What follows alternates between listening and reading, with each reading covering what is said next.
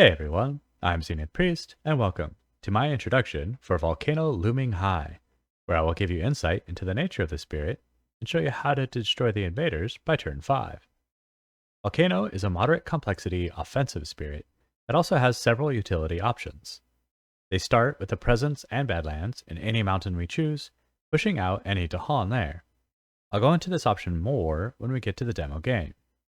Our playstyle generally revolves around Explosive Eruption, a devastating innate power that we'll also get into a little later. Having a mountain home keeps our presence within the mountains, and when our presence is destroyed, we collapse in a blast of lava and steam, dealing damage to both invaders and Dahan. Our volcanic peaks tower over the landscape, giving us extra reach from any land with 3 or more presence. For growth options, Reclaiming grants a power and a significant energy boost, giving us enough fuel to keep moving forward. Next, we can put down 2 presence where we already have presence.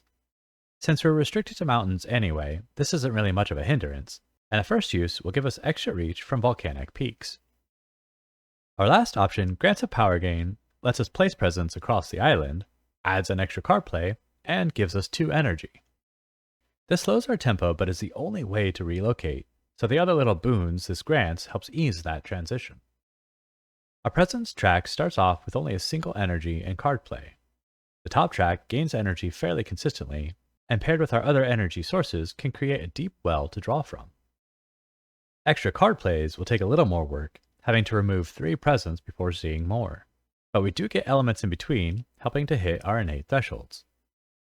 Our build for this intro will start with a middle growth option, taking from both tracks to dip into that extra energy.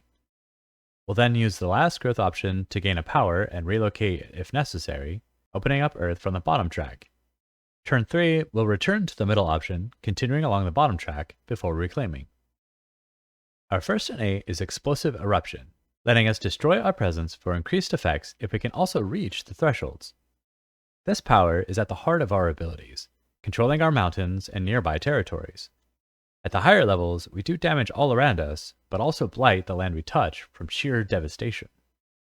Powered by the Furnace of the Earth is a more utilitarian power, allowing some options with our presence or gaining a power card for a cost. Replenishing presence destroyed by eruptions will see the most consistent use, and will have a number of opportunities to gain powers. Our unique powers start with Exaltation of Molten Stone, splitting energy equal to our fire with an ally spirit. Useful for allowing more power gains with our innate power, or fueling up in preparation for a bigger turn.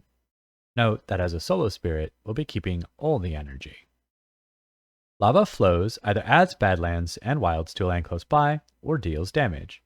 With 3 differing effects, how we use this will vary. Generally, the first use will set up badlands for the extra damage, and then we'll start considering the wilds or damage to keep invaders from re-establishing on our perimeters. Pyroclastic Bombardment deals damage across a land up to 2 away from a sacred site to both invaders and Dahan. This serves us well even as an expensive way to take out a town or stray explorer, and really shines when used in conjunction with other powers. Finally, Rain of Ash offers a piece of control, pushing Dahan and non-cities out of a nearby land.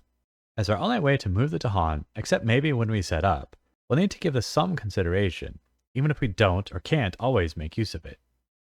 Putting this all together, we'll need to keep an eye on lands at the extent of our range. Pyroclastic Bombardment and Rain of Ash are best at solving these lands, so prioritize them for those lands first. Meanwhile, Explosive Eruptions can focus on lands close by, with Lava Flow helping out where needed, and Exaltation and our other innate power keeping us fueled up one way or the other. Let's proceed to a demo game and see how this plays out.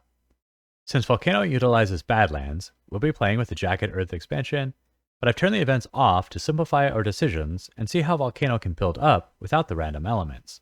This gives us access to command beasts, which may catch a stray explorer. Alright, let's begin. Our first decision is where to start. As a solo game on a single board, our strategy will be to pocket the upper part of the board in the second turn, so usually the higher mountain will be the pick. If we place our presence with the Dahan, we want to group them up to be able to take out a newly established land if we need them to. Turn 1. We'll open, as I mentioned, taking the second growth option and placing a presence from each track.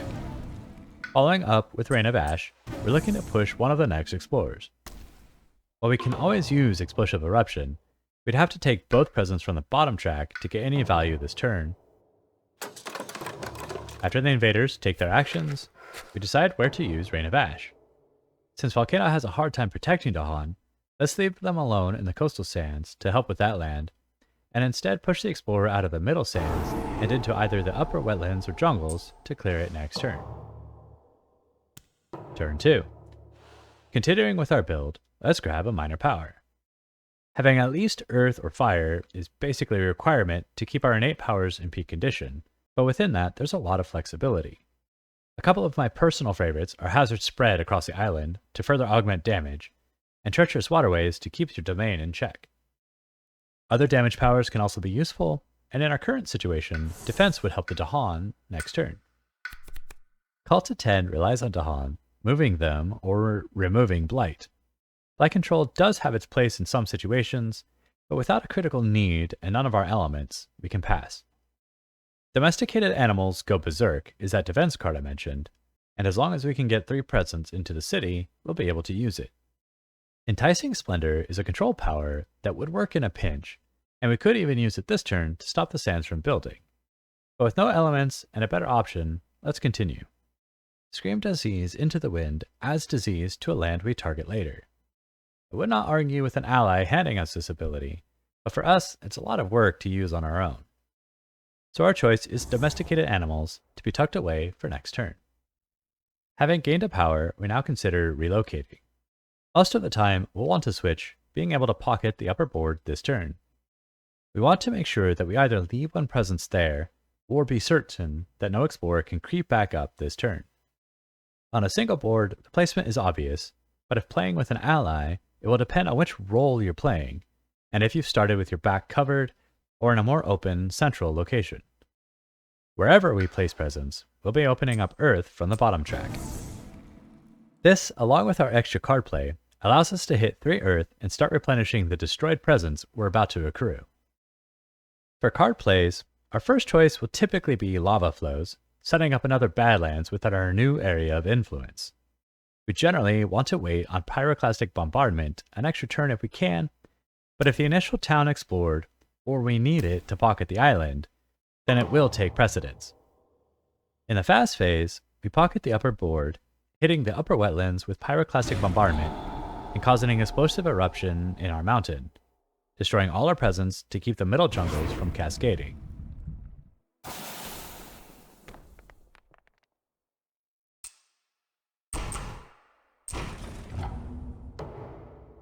This also earns our first Fear card, placing Dahan on their guard and keeping the upper jungle from blighting as well. After building in the sands, the invaders venture into the wetlands. Building there will give access into the inner lands again, so we'll have to keep an eye on its development.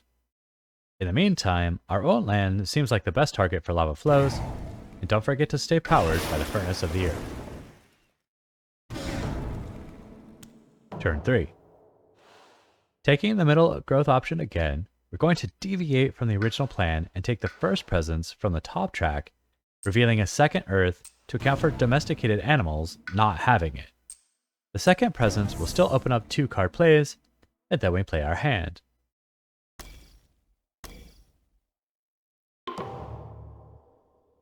Exaltation gives us much needed energy, and domesticated animals defend the sands. As a side note for Exaltation, I'd recommend being a little greedy with the extra energy with playing with allies, unless we have a way to lean on something other than Pyroclastic Bombardment for extended offense. In considering Explosive Eruption, it becomes clear that we could win this turn. We have the threshold to add extra fear to a land, and only need 6 fear for Terror level 2. It would be a sacrifice victory, but we could destroy enough presence to trigger it when we destroy the remaining buildings. However, for the purpose of this demo, I'd like to continue developing for a couple turns to get a better idea of how Volcano progresses into the mid-game. Let's say we missed it, or perhaps we're helping an ally learn a new spirit. After building in the wetlands, the invaders proceed into the jungles. Because we're reclaiming next turn, we'll have the energy to play what we need and could grab another minor power here. However, skipping the extra power leaves us with 8 energy on the reclaim, giving us the option to reach for a major. Turn 4. With no cards in hand, we reclaim, and gain a power according to our preference from last turn. While seeing our element still carries a lot of weight, we can also look at powers that may be off element but situationally ideal. Devouring Ants could be useful, adding a fear and maybe taking out a town or a new explorer. Drywood Explodes and Smoldering Splinters won't do much for us this turn, but it could help us keep control of our immediate area. Lands of Haunts and Embers could also work to take care of the wetlands at a small blight cost, or the jungles at a much higher cost. And Weep for What Is Lost could help us in the jungles, adding fear and pushing out one of the invaders.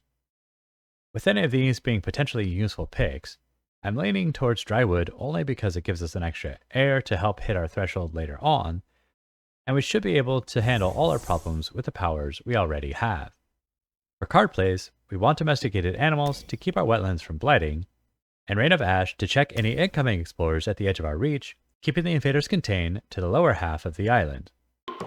We continue with our planned defense, earning a second fear card, and choose not to vent with our explosion to build up to an even bigger one next turn. Dahan Reclaimed Fishing Grounds will help clear the wetlands once the Dahan counterattack, and after the invaders finish their turn, we will apply Rain of Ash to the exploring land. That happens to be mountains in this case, and so we can push them into the jungles to be destroyed next turn. Rebuilding our presence gives us another chance at a power, and we certainly have the energy to make use of it. Since we already have a path to victory, we'll go ahead and pass this time. Turn 5. If you find yourself here and have been able to manage your explosions, then you've also opened up the possibility of a Tier 3 eruption. Grab the second growth option and unlock 3 card plays. If we opened up air back on turn 3 instead of the second earth, then we have the option of opening that second earth here, or opening up fire, giving us a little flexibility in our power choices earlier. Even if the second minor didn't work out, we could still hit the third tier with Lava Flows, Exaltation, and Pyroclastic Bombardment. We won't need to destroy all the presence this turn, but keep in mind that if we do, we're blighting our land, even though it won't destroy our presence. Erupting with 3 presence should be enough, but destroying 4 would add a second fear card just in case.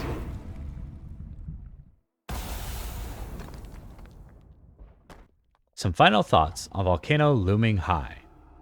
If you're looking to build up to Tier 3, don't use all of your air powers on the reclaim, or you'll find yourself shy of what you need.